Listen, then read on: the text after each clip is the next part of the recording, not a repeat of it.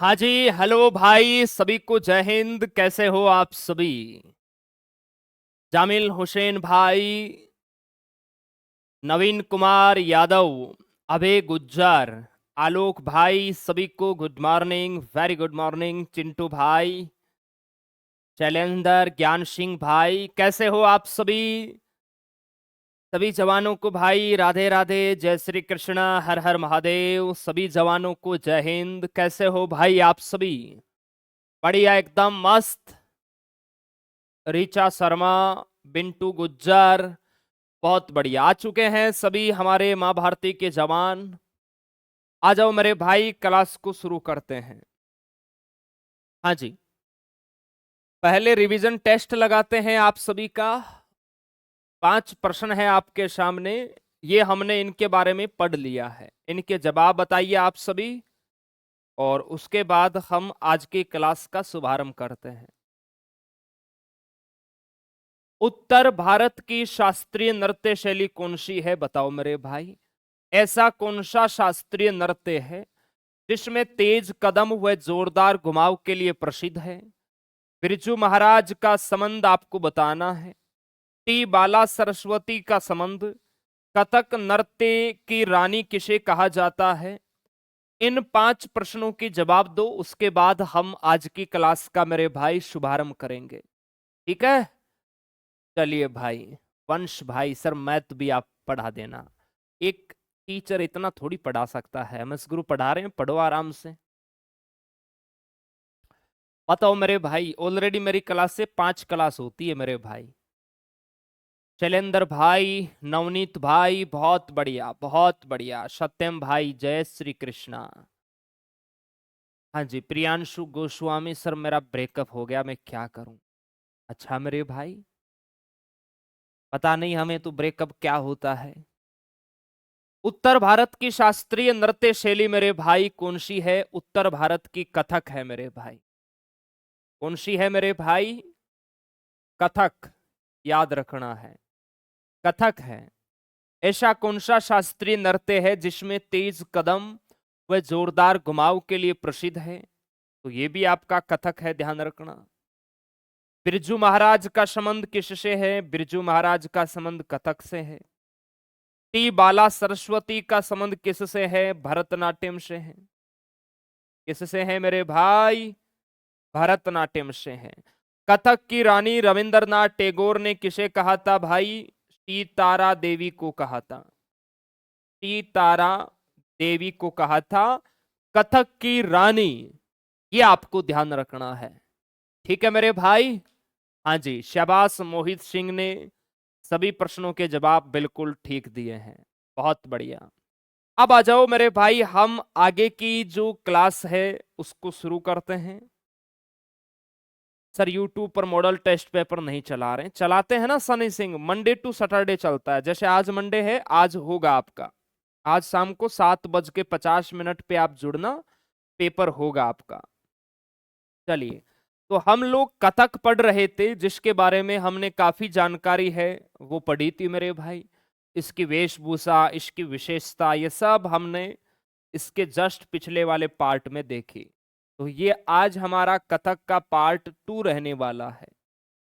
कथक का पार्ट 2 रहेगा मेरे भाई। कोई नया बच्चा है तो पहले की क्लास जरूर देखना, अन्यथा आपको पता ही नहीं चलेगा गुरुदेव क्या पढ़ा रहे हैं। ठीक है ना?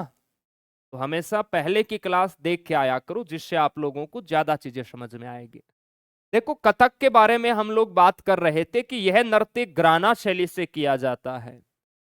यह नृत्य, थोड़ा सा मैं आपको अच्छे लेवल का कंटेंट पढ़ाऊंगा, ध्यान रखना, क्योंकि ये अपना फाउंडेशन बैच है। यह नृत्य यह नृत्य घराना शैली द्वारा किया जाता है। घराना का अर्थ होता है मेरे भाई घर। अलग अलग घराने होते हैं, जहां पर मेरे भाई इस कथक है ये विकसित हुआ था। ध्यान रखना, वहां के रीति रिवाज, वहां का जो कल्चर है, वहां का जो संस्कार है, उन्हीं के द्वारा आपको ध्यान रखना है। तो घराना शैली द्वारा किया जाता है। अब देखिए, कथक के जो प्रमुख घराने हैं वो कौन कौन से हैं। कथक के प्रमुख घराने कौन कौन से हैं जहां से कथक का मेरे भाई विकास हुआ, जहां से विकसित हुआ। आपका भी कोई घर होता है ना मेरे भाई, आप शहर में रहते हैं, आपका घर गांव के अंदर है, जहां से मेरे भाई आपका जन्म हुआ, उसी प्रकार ये कथक के घराने हैं मेरे भाई, जहां से कथक है वो अपना शुरू हुआ। तो देखिए घराना की मैं बात करूं तो एक तो है आपका लखनऊ घराना। कौन सा है गुरुदेव? लखनऊ घराना। ध्यान रखना, लखनऊ घराना का संबंध किस शास्त्रीय नृत्य शैली से है? कथक से है। और इसके संस्थापक ईश्वरी प्रसाद है। इसके अगर मैं फाउंडर की बात करूं मेरे भाई, संस्थापक, तो वो है ईश्वरी प्रसाद, याद रखना है। इसके अलावा देखो नेक्स्ट घराना की हम बात करें मेरे भाई, तो वो है आपका बनारस घराना। कौन सा घराना सर? बनारस घराना। और ये ध्यान रखना सबसे पुराना घराना है, सबसे पुराना घराना है, ये आपको ध्यान रखना है। और उसके बाद में देखिए तीसरा आपका जो घराना है, और ध्यान रखना ये जो बनारस घराना है इसका प्रतिनिधित्व कमलिनी अस्थाना और नलिनी अस्थाना करती है। इसका अगर आपसे पूछे प्रतिनिधित्व कौन करती है, तो वो करती है कमलिनी अस्थाना, ये प्रमुख कलाकार है। कमलिनी अस्थाना व नलिनी अस्थाना, ये आपको ध्यान रखना है। आगे हम कलाकारों के अंदर पढ़ेंगे इनको मेरे भाई। प्रश्न आ गया, बताइए कमलिनी अस्थाना का संबंध कौन से शास्त्रीय नृत्य से है? कथक से है, क्योंकि ये बनारस घराने का प्रतिनिधित्व करती है। ये आपको ध्यान रखना है। जैसे आपके घर परिवार का भी मुखिया होता है ना, जो घर परिवार को चलाता है, उसी प्रकार आपको ध्यान रखना है। ठीक है मेरे भाई, एकदम सर क्लियर है। और 2022 में इनको पद्मश्री भी मिला हुआ है, इसीलिए ये इंपॉर्टेंट है। 2022 में इनको पद्मश्री है वो मिला था। तीसरा आपका जो घराना है मेरे भाई वो है जयपुर घराना। कौन सा है गुरुदेव? जयपुर घराना। और चौथा घराना है आपका रायगढ़ घराना। रायगढ़ घराना। तो इन घरानों का संबंध अगर आपसे पूछे तो आपको पता होना चाहिए कथक शास्त्रीय नृत्य से। लखनऊ घराना, बनारस घराना, जयपुर घराना और रायगढ़ घराना का संबंध है, ये आपको ध्यान रखना है। ये जो आपका कथक है इसमें मेरे भाई कौन से संगीत का उपयोग होता है? तो आप सभी जवानों को ध्यान रखना है, इसमें ठुमरी संगीत का होता है, ध्यान रखना। कथक शास्त्रीय नृत्य में आप सभी जवानों को ध्यान रखना है, कथक शास्त्रीय नृत्य में, कथक शास्त्रीय नृत्य में कौन से संगीत का मेरे भाई प्रयोग होता है? तो यहां होता है आपका ठुमरी संगीत। कौन सा गुरुदेव? ठुमरी संगीत आपको ध्यान रखना है। क्लियर है? ठुमरी संगीत का प्रयोग होता है।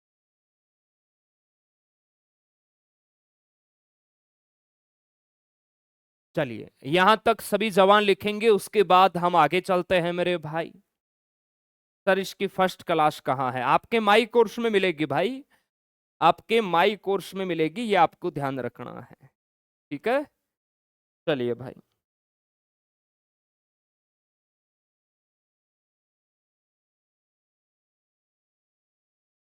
चलिए इसके अलावा देखिए कथक के प्रमुख विषय है वो वैष्णववाद से जुड़े हैं। भगवान शिव के जो उपासक होते हैं वो वैष्णववाद होते हैं, ध्यान रखना। तो यहाँ सभी प्यारे बच्चे हैं वो लिखेंगे। ये जो आपका कथक शास्त्रीय नृत्य है, फिर हम कलाकार पढ़ेंगे। इसके प्रमुख विषय, इसके जो प्रमुख विषय है वो आपके ध्यान रखना वैष्णववाद से जुड़े हैं, वैष्णववाद से जुड़े हैं, ये आपको ध्यान रखना है। और इस कथक का जो वर्तमान स्वरूप है वो किस पर आधारित है मेरे भाई? कथक का जो वर्तमान स्वरूप है वो आपको ध्यान रखना है मुगल परंपरा पर आधारित है। किस पर मेरे भाई? मुगल परंपरा पर आधारित। तो ये प्रश्न बहुत इंपॉर्टेंट होता है यहां से। कौन सा शास्त्रीय नृत्य है आपका जो मुगल परंपरा यानी इस्लामिक प्रभाव है उस पर, ये आपको ध्यान रखना है। तो वो है कथक पर आधारित है। क्लियर है? यानी इस पर है वो मेरे भाई इस्लामिक प्रभाव है। इस्लामिक प्रभाव। मुगल आपके आते हैं 1526 में, 1857 तक रहते हैं मेरे भाई। और इसका वर्तमान स्वरूप है वो मुगल परंपरा पर आधारित है, क्योंकि वर्तमान में उर्दू और फारसी संस्कृति का प्रभाव है वो इस कथक पर मेरे भाई देखा जाता है। ये आपको ध्यान रखना है। तो ये प्रश्न कहीं ना कहीं इंपॉर्टेंट है, आपके एग्जाम में आ गया कि बताइए ऐसा कौन सा शास्त्रीय नृत्य है जो मुगल परंपरा पर आधारित है। तो आपको ध्यान रखना है वो कौन सा है भाई? कथक है। कौन सा है गुरुदेव? कथक है, जिस पर इस्लामिक प्रभाव है, याद रखना है। चलिए अब हम कथक के प्रमुख जो कलाकार है वो पढ़ेंगे, और उसके बाद मेरे भाई हम लोग पढ़ेंगे कथकली। ओके सर, आज मैथ का क्लास होगा क्या? देखिए एमएस गुरु है वो सैटरडे को गांव गए थे शाम को, और उनकी थोड़ी तबीयत भी इश्यू है। अब तक वो घर से पहुंचे नहीं है, तो शाम तक पहुंच जाएंगे तो आपकी क्लास हो जाएगी। अगर नहीं पहुंचेंगे तो आपको नोटिफिकेशन मिल जाएगा। ठीक है मेरे भाई? चलिए नवनीत कुमार, बहुत बढ़िया। सर लेट हो गया, सॉरी। कृष्ण भाई लेट नहीं होता होना है, ठीक है। अगला टॉपिक कौन सा है ये कंप्लीट होने दो ना, आप कहोगे वही टॉपिक पढ़ा देंगे अगला मेरे भाई। हमें तो पूरे टॉपिक पढ़ाना है। जो आपको ज्यादा पसंद है वो बता देना, पहले वो पढ़ा देंगे मेरे भाई। अब हेडिंग डालेंगे कथक शास्त्रीय नृत्य के प्रमुख कलाकार। हेडिंग डालो कथक शास्त्रीय नृत्य के, कथक शास्त्रीय नृत्य के प्रमुख कलाकार। कथक शास्त्रीय नृत्य के प्रमुख कलाकार है वो देखते हैं। देखिए नर्तकियों के प्रश्न 2023, 24, 25 इन सब के अंदर एग्जाम के अंदर यहां से प्रश्न है वो पूछे जाते हैं, है ना। तो थोड़ा इनको अच्छे लेवल से आप लोग पढ़ लो ताकि दिक्कत ना आए कभी भी। अभी आपको ऐसा लगता है कि सर आप आसान आसान पढ़ा दो, नहीं मेरे भाई, सिलेक्शन नहीं होता है ना तो दिल बहुत रोता है। इसलिए थोड़ा अच्छा पढ़ो, खूब सारा टाइम है आपके पास, ठीक है। चलिए कथक शास्त्रीय नृत्य याद करने की ट्रिक है कथक बिरजू महाराज। कथक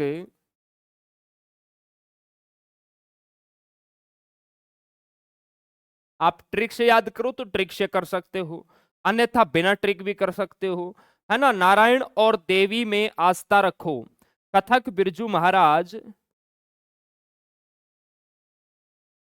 नारायण और देवी में आस्था रखो।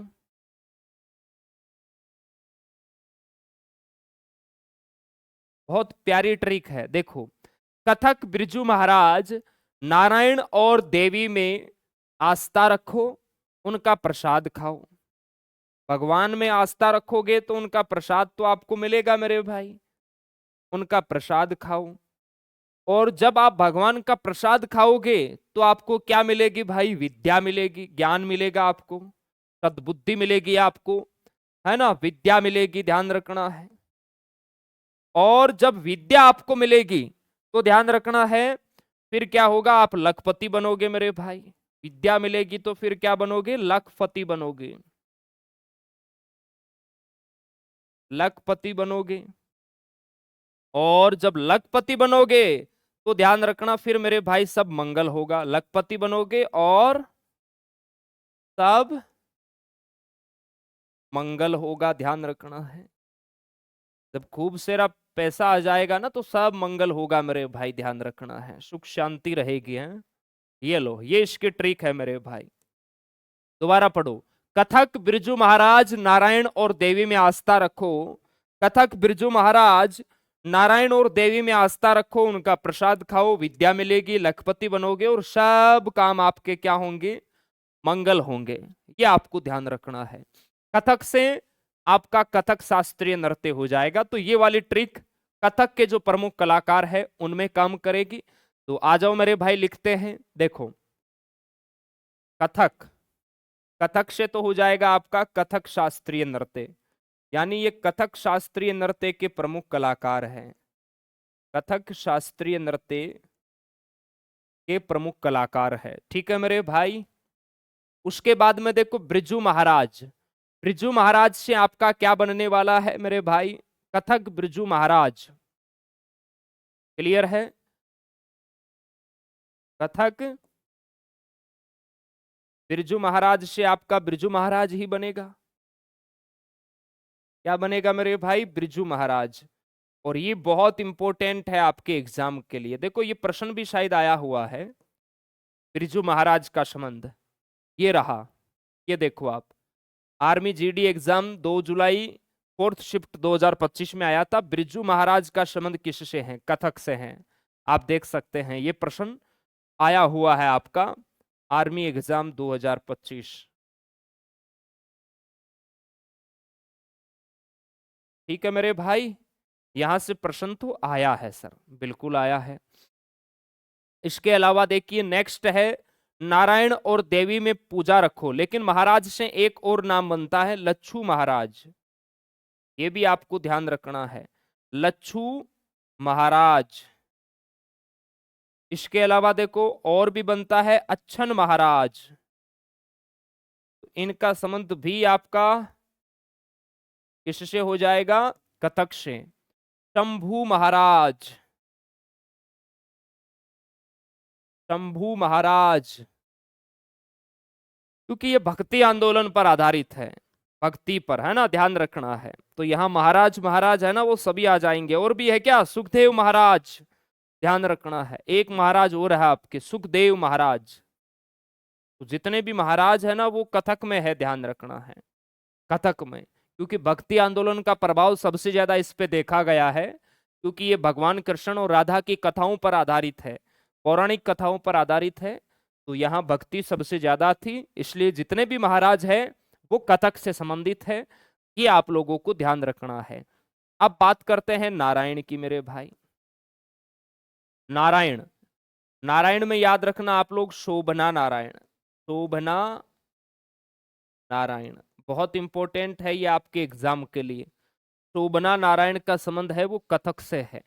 सबसे कम उम्र में मेरे भाई पद्मश्री मिला था इनको 1992 के अंदर, ये आपको ध्यान रखना है। सबसे कम उम्र में इनको मिला पद्मश्री 1992 में। पद्मश्री देश का चौथा सर्वोच्च नागरिक सम्मान पुरस्कार है, ये आपको ध्यान रखना है। ठीक है मेरे भाई, एकदम सर क्लियर है। इसके बाद में देखो नारायण हो गया आपका, नारायण के बाद में देवी, देवी से होगा, ध्यान रखना है, सीतारा देवी। सीतारा देवी का संबंध भी आपका किससे हो जाएगा मेरे भाई? आप कहोगे सर कथक से हो जाएगा, ठीक है। उसके बाद में देखो देवी में क्या रखो भाई? आस्था रखो। आस्था से हो जाएगा कामिनी अस्ताना, नलिनी अस्ताना, याद रखना है, कामिनी अस्ताना, कामिनी अस्ताना, और ध्यान रखना नलिनी अस्ताना।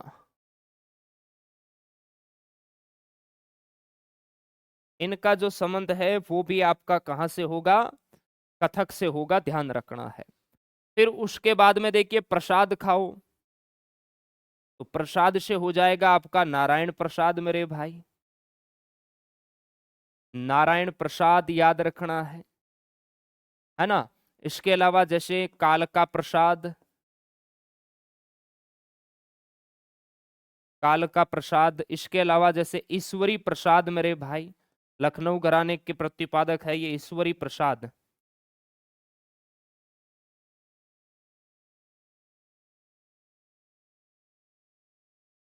ईश्वरी प्रसाद, यहां तक सभी जमा लिखेंगे, फिर हम आगे चलते हैं। हाँ साथ में लिखना है क्या? साथ में लिखना है मेरे भाई, लिखोगे तो आपको जल्दी याद होगा, ज्यादा याद होगा, लॉन्ग टाइम तक आपको याद रहेगा मेरे भाई। लिखो यहां तक, फिर आगे चलते हैं, और लिख लिया तो थम्स अप कर देना मेरे भाई, फिर हम आगे चलते हैं। देखो कलाकारों से प्रश्न है वो हर बार पूछा जाता है।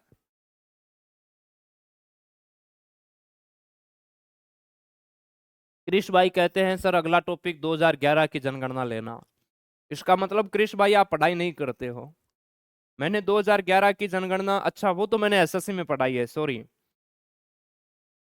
2011 की जनगणना ले लेंगे, कोई दिक्कत नहीं है। 2024 में 2011 की जनगणना के खूब प्रश्न आए थे। 2025 में केवल 2 ही शिफ्ट में आए थे, है ना। 2011 की जनगणना पढ़ा देंगे, कोई दिक्कत नहीं।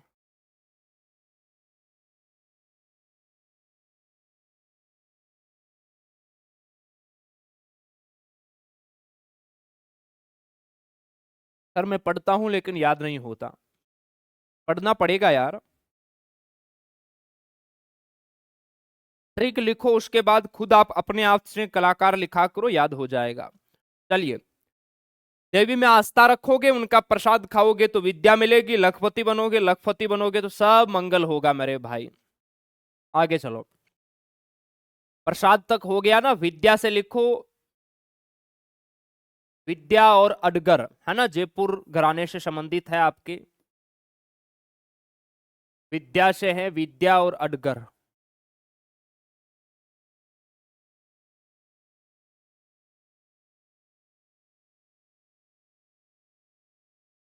इनका संबंध भी आपका कथक से है, ध्यान रखना। नाम थोड़ी अजीब है लेकिन याद रखना होगा, क्योंकि सपने हमारे हैं, पड़ोसी के नहीं। लखपति, लखपति से ध्यान रखना, कुमुदिनी लखिया, कुमुदिनी, कुमुदिनी लखिया, याद रखना है। इनका संबंध भी आपका किससे हो जाएगा बाबू? आप कहोगे सर कथक से हो जाएगा। लखपति बनोगे तो सब मंगल होगा। मंगल से हैं आदित्य मंगलदास, आदित्य मंगलदास। तो ये तो हो गए आपके मेरे भाई प्रमुख कलाकार, ध्यान रखना है।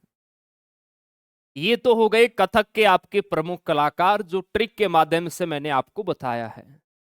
सर आप अकेले अकेले क्या खा रहे हो? मैं खा रहा हूं फाइबर, खीरा, खीरा खा रहा हूं मेरे भाई, मुझे भूख लगी थी इसीलिए।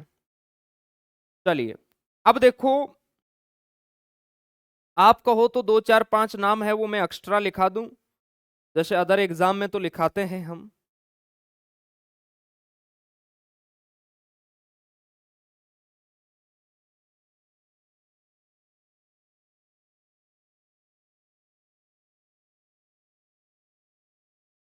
चलिए,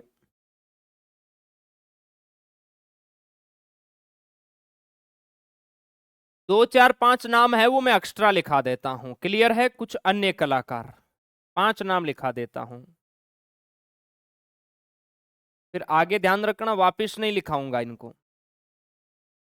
ये सिर्फ फाउंडेशन बैच है इसीलिए लिखवा रहा हूं, कि फाउंडेशन बैच में ज्यादा चीजें आप लोगों को दी जाती है क्योंकि समय रहता है, इसीलिए।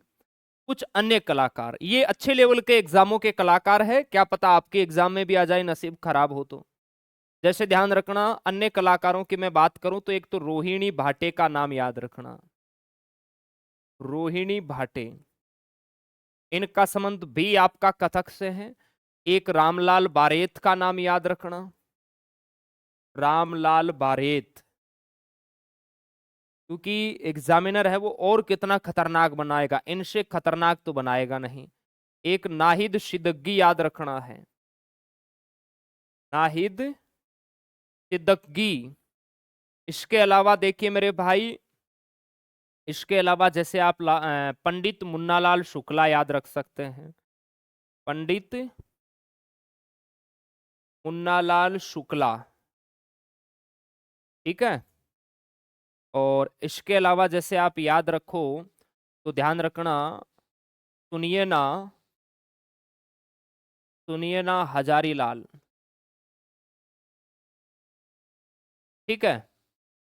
और एक पुरुषोत्तम दादीज, पुरुषोत्तम दादीज। ठीक है, इतने बहुत है मेरे भाई। एक याद रख लो, इशिरा मौलिक शाह। इशिरा मौलिक शाह, बस इतने ही याद रखना है। अब कथकली पढ़ेंगे। ये कथक आपका होता है यहाँ कंप्लीट मेरे भाई। इशिरा मौलिक शाह मैंने क्यों लिखवाया, क्योंकि एसएससी 2025 में आया था यहाँ से। इशिरा मौलिक शाह का संबंध पूछा था, इसलिए मैंने अच्छे लेवल की चीजें आपको लिखा दी। अब ध्यान रखना, राष्ट्रीय कथक नृत्य संस्थान की स्थापना हुई थी आपके 1964 में। ये भी आप लोग ध्यान रख लेना। राष्ट्रीय कथक नृत्य संस्थान की स्थापना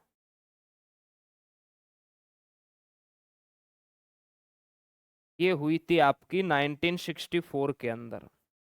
ये आपका कथक शास्त्रीय नृत्य कंप्लीट। अब यहां से बाहर एग्जामिनर नहीं पूछेगा मेरे भाई, ठीक है। अब आ जाओ, हम लोग पढ़ेंगे किसे, कथकली को। यहां तक लिख लो, फिर हम कथकली को पढ़ेंगे मेरे भाई, कथकली।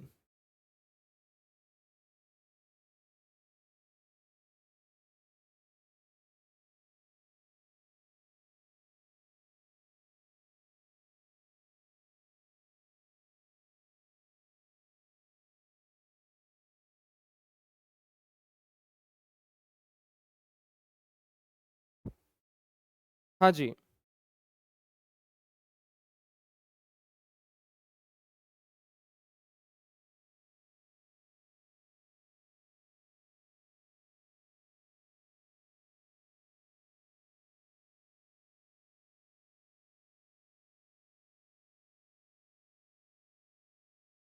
लिख लिया मेरे भाई।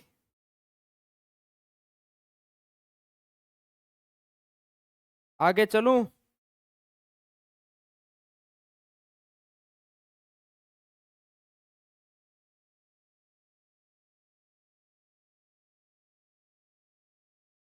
हाँ जी,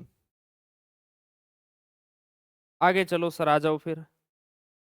ओके, सभी ने थम्स अप कर दिया है कि सर बिल्कुल आप आगे चलिए, हम लोग तैयार है पूरे जोश के साथ।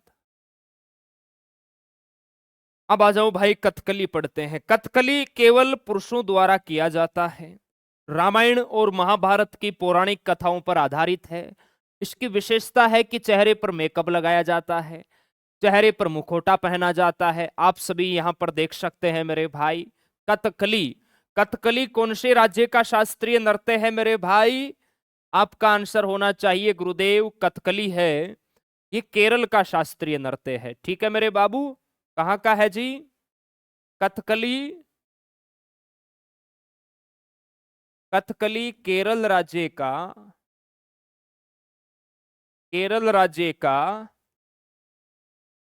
शास्त्रीय नृत्य है, ध्यान रखना। केरल राज्य का शास्त्रीय नृत्य है, ये आपको ध्यान रखना है। ठीक है मेरे भाई, एकदम सर क्लियर है। इसके अलावा ध्यान रखना है, इसका जो उदय है वो हुआ था 17वीं शताब्दी में। कथकली का जो उदय है ये कब हुआ आपका, यहां लिख देता हूं मैं। कथकली का उदय है, इसका जो उदय हुआ वो कौन सी शताब्दी में हुआ मेरे भाई? उदय होता है इसका 17वीं शताब्दी में। 17वीं शताब्दी, उस समय ध्यान रखना केरल का जो नाम था वो था त्रावणकोर। त्रावणकोर, वर्तमान में इसको क्या बोला जाता है? केरल। ये आपको ध्यान रखना है। यहां पर मेरे भाई इसका उद्गम हुआ था। ठीक है जी, एकदम सर क्लियर है। अधिकांश मलयालम भाषी लोग हैं वो इसको करते हैं, ध्यान रखना। केरल में कौन सी भाषा बोली जाती है? मलयालम। तो प्रश्न आ गया, कथकली शास्त्रीय नृत्य को अधिकांश कौन सी भाषा के लोग करते हैं? तो ध्यान रखना, अधिकांश मलयालम मलयालम भाषी लोग करते हैं। मलयालम भाषी लोग करते हैं, ये आपको ध्यान रखना है। ठीक है मेरे भाई, एकदम सर क्लियर है। इसके अलावा आप सभी जवानों को ध्यान रखना है, यह नृत्य जैसे केरल के जो दक्षिणी पश्चिमी इलाके हैं उन क्षेत्रों में मेरे भाई इसको किया जाता है। इस शास्त्रीय नृत्य की प्रमुख विशेषता बहुत इंपॉर्टेंट है। इस इस शास्त्रीय नृत्य की इस शास्त्रीय नृत्य की प्रमुख विशेषता इस शास्त्रीय नृत्य की प्रमुख विशेषता क्या है? ये बहुत इंपॉर्टेंट है। प्रमुख विशेषता मेरे भाई क्या है? तो ध्यान रखना, इसमें ज्यादा मेकअप, क्लियर है?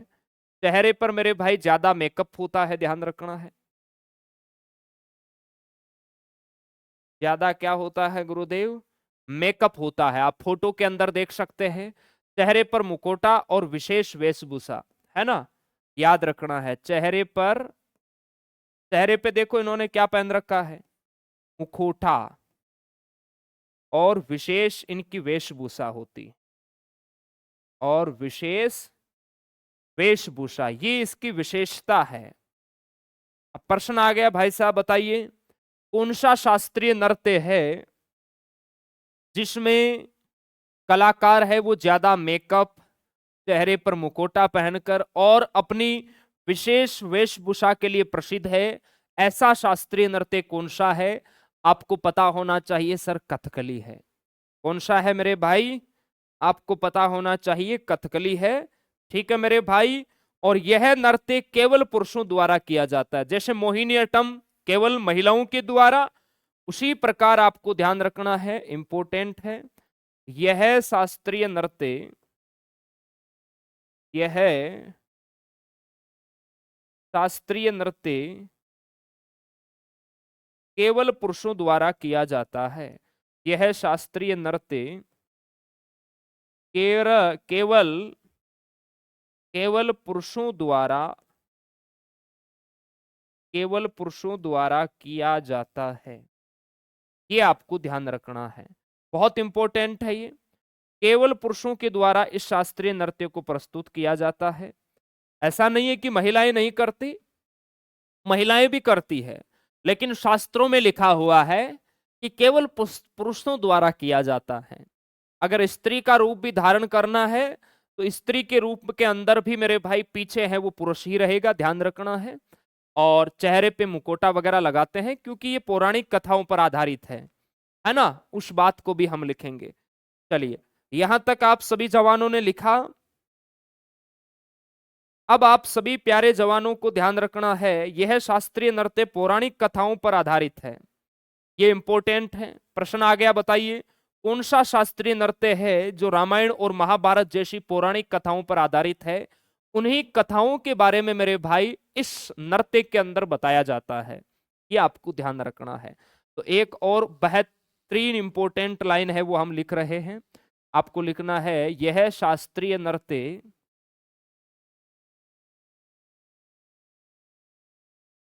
यह शास्त्रीय नृत्य यह शास्त्रीय नृत्य पौराणिक कथाओं यह शास्त्रीय नृत्य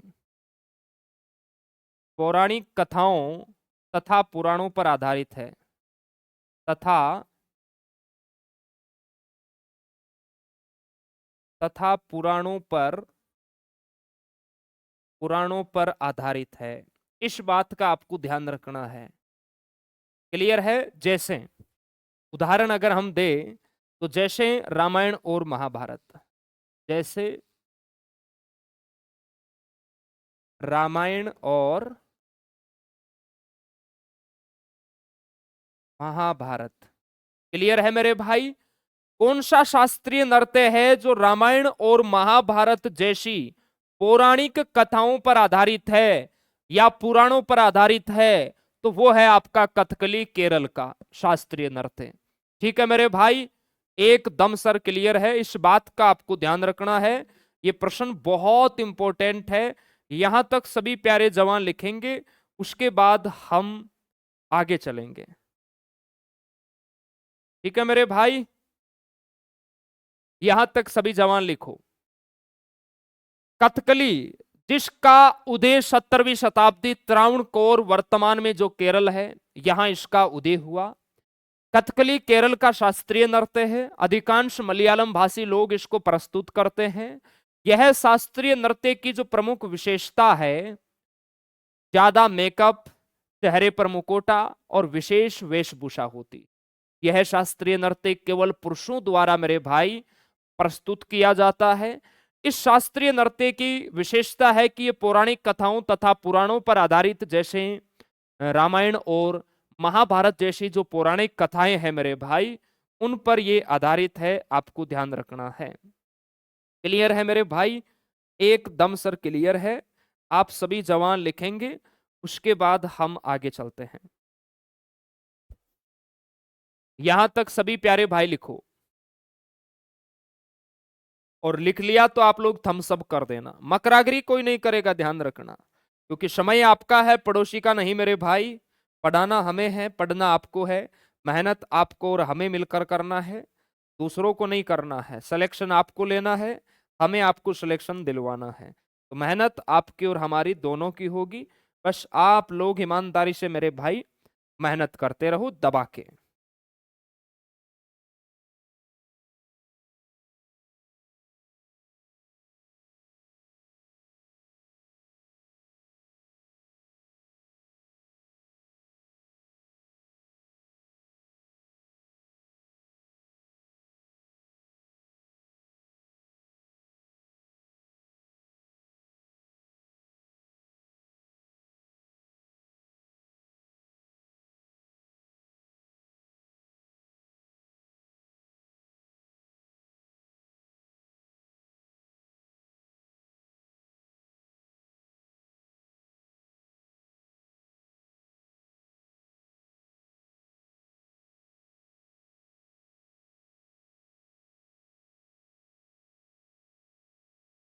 चलिए लिख लिया। हाँ जी। अब देखिए, पुरुषों द्वारा इस शास्त्रीय नृत्य को प्रस्तुत किया जाता है। तो पुरुष के अंदर देखिए, जो नायक होता है, नायक और एक खलनायक। खलनायक जैसे आप मूवी वगैरह में बोलते हो ना, विलन, तो इसके अंदर भी ध्यान रखना, क्योंकि ये रामायण और महाभारत की कथाओं पर आधारित है ना मेरे भाई। तो रामायण में जैसे मान लो एक तरफ राम दिखेंगे, तो दूसरी तरफ कौन है? रावण। तो राम जो बनेगा वो तो है नायक, जो रावण की भूमिका निभाएगा वो क्या है? खलनायक। तो उसे क्या कहा जाता है शास्त्रों के अंदर? तो देखिए मेरे भाई, जो पुरुष इसको प्रस्तुत करते हैं, वो जो नायक होते हैं उन्हें कहा जाता है पाचा। क्या कहा जाता है भाई? उन्हें शास्त्रों में पाचा के नाम से जाना जाता है। और जो खलनायक होता है, नायक नहीं खलनायक हूं मैं, जो खलनायक होता है ना, उसे बोला जाता है कथी। याद रखना है। तो बहुत अच्छे लेवल के एग्जाम में ये प्रश्न आता है कि कथकली शास्त्रीय नृत्य जो पुरुषों द्वारा किया जाता है, उसमें जो नायक की भूमिका निभाता है उसे किस नाम से जाना जाता है? पाचा। और जो मेरे भाई खलनायक की भूमिका निभाता है उसे कथी के नाम से जाना जाता है। अब जिनके द्वारा प्रस्तुत किया जाता है, ध्यान रखना, वो प्रदर्शन है वो इसमें किस प्रकार करते हैं, ये बहुत इंपॉर्टेंट लाइन में आपको लिखाने जा रहा हूं। आपको ध्यान रखना है, इस शास्त्रीय नृत्य में, अर्थात इसमें, शॉर्ट में लिख रहा हूं मैं, इसमें चेहरे के हाव भाव, इसमें चेहरे के हाव भाव, ये लाइन बहुत इंपॉर्टेंट है। ये जो आपका कथकली शास्त्रीय नृत्य है, इसमें मेरे भाई चेहरे के हाव भाव और हाथों के इशारों का प्रदर्शन होता है। चेहरे के हाव भाव और मेरे भाई हाथों के इशारों का प्रदर्शन होता है। हाथों के इशारों का प्रदर्शन होता है। ये आपको ध्यान रखना है। कौन सी शास्त्रीय नृत्य शैली की प्रमुख विशेषता है जिसमें चेहरे के हाव भाव और हाथों के इशारों का प्रदर्शन होता है? तो वो आपका कौन सा है मेरे भाई? आप कहोगे सर कथकली शास्त्रीय नृत्य है। ये बहुत इंपॉर्टेंट है, ध्यान रखना। कथकली शास्त्रीय नृत्य, ओके मेरे भाई, कथकली शास्त्रीय नृत्य में ऐसा होता है। ये आपको ध्यान रखना है। आपने देखा होगा मेरे भाई, ये जो कथकली आपका शास्त्रीय नृत्य है, इसमें चेहरे का हाव भाव, चेहरे पे मुखौटा होता है, मेकअप होता है, वहां से चेहरे का हाव भाव दिखता है। इसके अलावा हाथों के इशारे होते हैं, वो इसकी विशेषता है। ये बहुत इंपॉर्टेंट है आपके एग्जाम के लिए, याद रखना है आप सभी जवानों को। और मुझे लगता है ये प्रश्न जरूर आपके एग्जाम के अंदर पूछा भी जाएगा। अब इसके अलावा ध्यान रखना, ये जो कथकली शास्त्रीय नृत्य है, ये जहां प्रस्तुत किया जाता है, जहां प्रस्तुत किया जाता है जिसे थिएटर बोला जाता है। जैसे मान लो ये मंच है कथकली का, ये है थिएटर, ये मंच है। यहां कथकली के जो कलाकार है, पुरुष कलाकार है, वो प्रस्तुत करेंगे। और पीछे मेरे भाई सामने की ओर क्या बैठे रहते हैं, दर्शक बैठे रहते हैं। उनके सामने ऐसे चेयर वगैरह लगी रहती है, ध्यान रखना।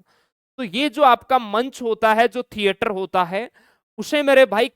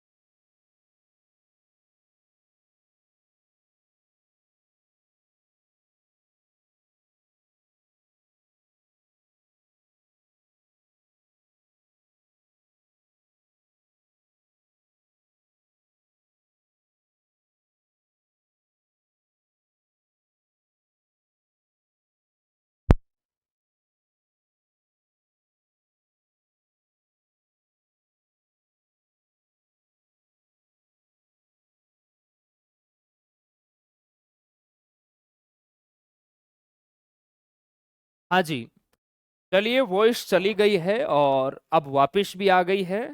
बैटरी डिश हो गई मेरे भाई। जिस प्रकार आप लोगों की भी बैटरी डिश होती है ना, फिर आप लोग डाइट खाते हैं, खाना खाते हैं, उसी प्रकार इसकी भी बैटरी डिश होती है और फिर इसको चार्ज करना होता है। तो अभी मैंने बैटरी दूसरी लगा ली है और अभी आवाज है वो बिल्कुल परफेक्ट आ रही है। ठीक है मेरे भाई, एक बार मैं वापस रिपीट कर देता हूं। आवाज है वो आपकी यहां से ही कटी थी। ध्यान रखना, कथकली जो शास्त्रीय नृत्य होता है, इसके अंदर मेरे भाई जो कलाकार होता है, पुरुष कलाकार, वो नृत्य को जैसे जिस नाट्य शास्त्र पर प्रस्तुत करता है, इस प्रकार से उसका स्टेज होता है जिसे नाट्य स्थान बोला जाता है। सामने आपके जैसे हमारे जैसे लोग मेरे भाई दर्शक बैठे रहते हैं, छोटी छोटी चेयरें लेके, कुर्सी वगैरह होती है ना, चेयर वगैरह, उस पर बैठे रहते हैं। और यहाँ कथकली के प्रमुख कलाकार होते हैं जो शास्त्रीय नृत्य को प्रस्तुत करते हैं। तो मेरे भाई उसे बोला जाता है थिएटर। क्लियर है, थिएटर यानी नाट्य स्थान। तो शास्त्रों में इस थिएटर को कटुम पालन कहा जाता है। ये आप लोगों को ध्यान रखना है। यहां तक लिखो मेरे भाई, यहां तक लिखो। उसके बाद हम लोग मेरे भाई आगे चलते हैं। हाँ जी, अब बात करेंगे इस शास्त्रीय नृत्य की जो शुरुआत होती है। जैसे हम लोगों ने पढ़ा था, मुझे आप लोग बताओ, भरतनाट्यम जो शास्त्रीय नृत्य है, उसकी शुरुआत है और उसका जो अंत है वो किन शब्दों के साथ होता है, बताओ मुझे। भरतनाट्यम शास्त्रीय नृत्य की शुरुआत है वो किस शब्द के साथ होती है, और अंत है यानी समापन है वो किस शब्द के साथ होता है, बताओ मेरे भाई, बताओ। सभी प्यारे जवान बताएंगे। उसी प्रकार ये जो कथकली शास्त्रीय नृत्य है, इसकी शुरुआत ध्यान रखना केली कोटू नामक ढोल बजाने से होती है। इसकी शुरुआत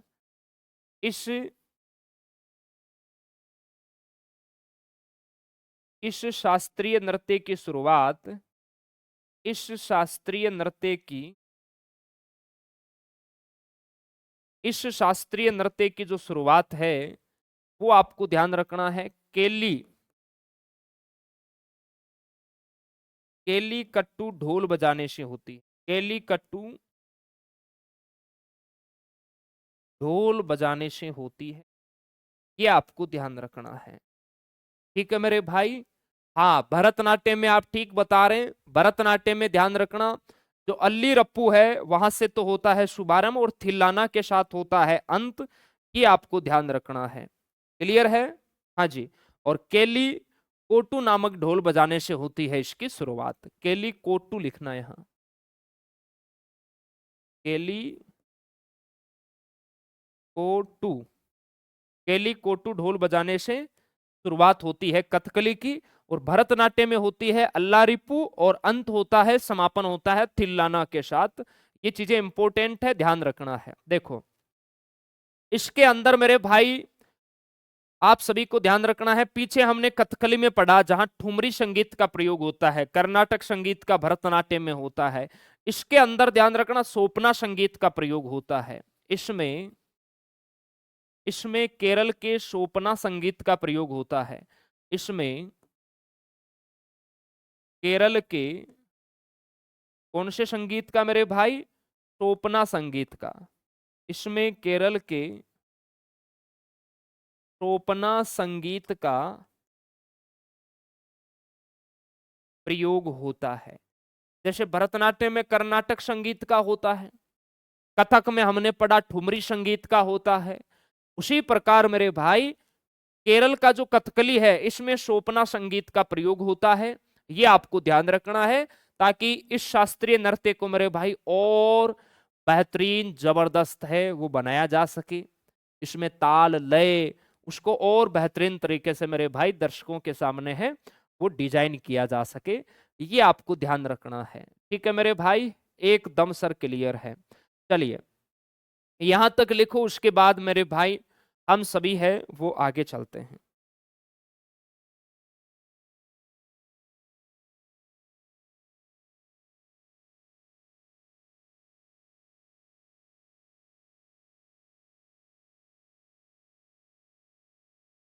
इसके अलावा ध्यान रखना है आपको, ये जो कथकली शास्त्रीय नृत्य है ये आपका मेरे भाई आकाश तत्व का प्रतीक है। ये आपको ध्यान रखना है।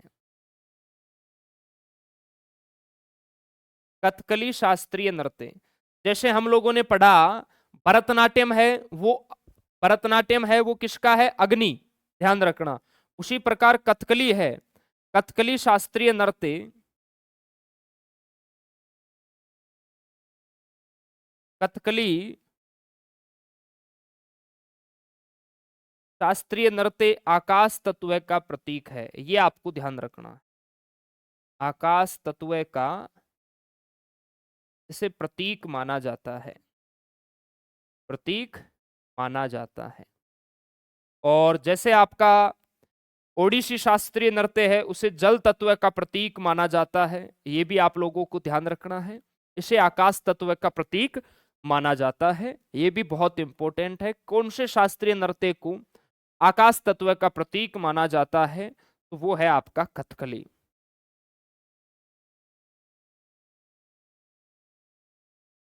हाँ जी, नमस्ते भाई, यहां तक लिखो फटाफट।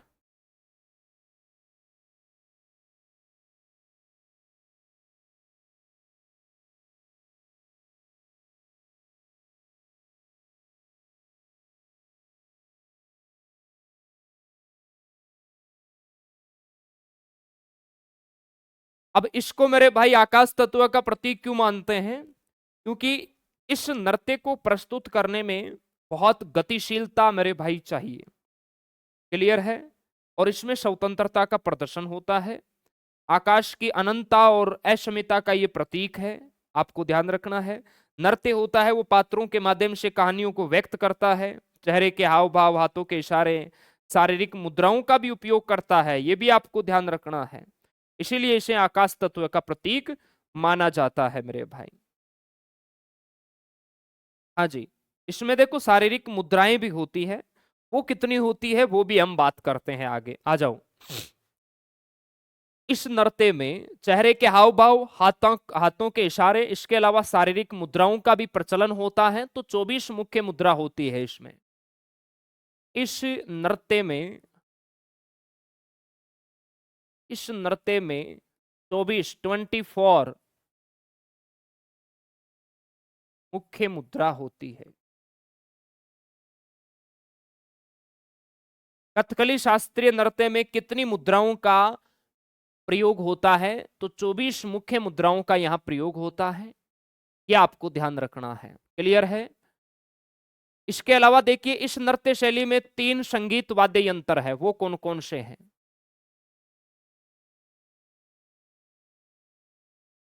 इस नृत्य शैली में 3 संगीत वाद्य यंत्र हैं। वो आपके कौन कौन से हैं? कौन से संगीत वाद्य यंत्र है? तो एक तो है आपका मंडलाम। कौन सा है भाई? मंडलाम। दूसरा है चिंदा, ये संगीत वाद्य यंत्र है।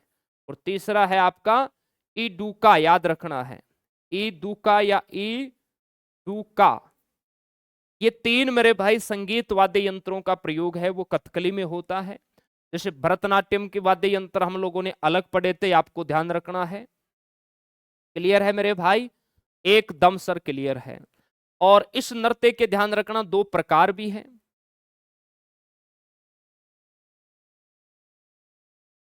इस नृत्य यानी कथकली के 2 प्रकार है। एक तो है आपका कलासरम, एक है नल चरितम। 2 प्रकार है, एक तो है आपका कलासम, दूसरा है नल चरितम। ये 2 मेरे भाई कथकली के प्रकार है, ध्यान रखना। कलासम और नर चरितम आप सभी जवानों को ध्यान रखना है। ठीक है मेरे भाई? एकदम सर क्लियर है, यहां तक लिखो। उसके बाद आप सभी जवानों को ध्यान रखना है, ये जो शास्त्रीय नृत्य है मेरे भाई, इसमें देखो मेकअप है वो सबसे महत्वपूर्ण भूमिका है। क्लियर है? अलग अलग चेहरे पर जैसे श्रृंगार के साथ मेरे भाई सिर पर टोपी लगाते हैं, चेहरे पे मुखोटा पहनते हैं। और इसके अलावा देखो 5 प्रकार के मेकअप का प्रयोग होता है इसमें, ये आपको ध्यान रखना है। और वो कौन कौन से हैं? प्रश्न पूछा जाता है कि कथकली शास्त्रीय नृत्य में कितने प्रकार के जो मेकअप है उन पात्रों का प्रयोग होता है? तो 5 प्रकार के, ध्यान रखना। इस नृत्य में इस नृत्य में आपको ध्यान रखना है 5 प्रकार के मेकअप का प्रयोग होता है। 5 प्रकार के मेकअप का प्रयोग होता है, बस ये ध्यान रख लेना। वो 5 प्रकार कौन कौन से हैं वो आप कहो तो मैं लिखा दूंगा, लेकिन वो अच्छे लेवल का हो जाएगा फिर।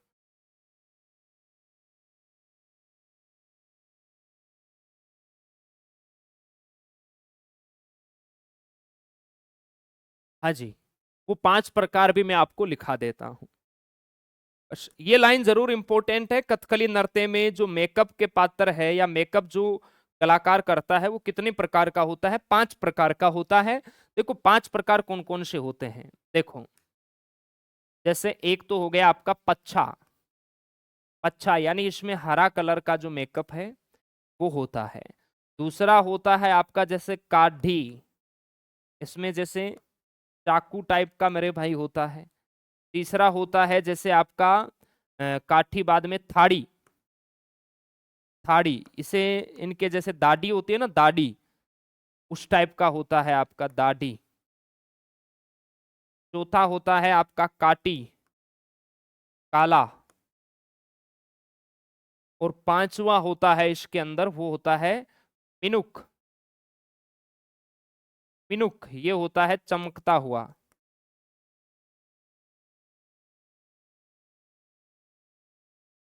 ये आप सभी को ध्यान रखना है। 2 4 5 पॉइंट मैंने अच्छे ही लिखे हैं। इसके अलावा देखो मेरे भाई, कथकली नृत्य का अभिनय के 4 पहलू है जो इसको प्रस्तुत करते हैं। उसके बाद हम कलाकार पढ़ेंगे। कथकली नृत्य में कथकली नृत्य में अभिनय के 4 पहलू, अभिनय के अभिनय के 4 पहलू कौन कौन से होते हैं जिनके द्वारा इसको प्रस्तुत किया जाता है? तो एक तो होता है आंशिक, दूसरा होता है आहार्य, तीसरा होता है आपका वांशिक, और चौथा होता है आपका सात्विक नृत्य।